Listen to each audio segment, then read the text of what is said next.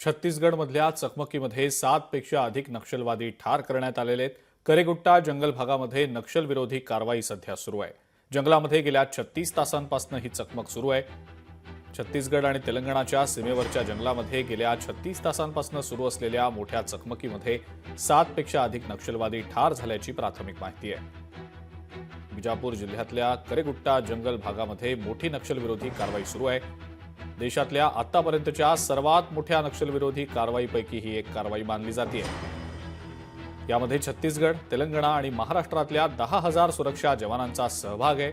त्यांनी बिजापूर जिल्ह्यातल्या करेगुट्टा जंगल भागामध्ये सुमारे 1,000 नक्षलवाद्यांना घेरल्याची माहिती सूत्रांनी दिलेली आहे।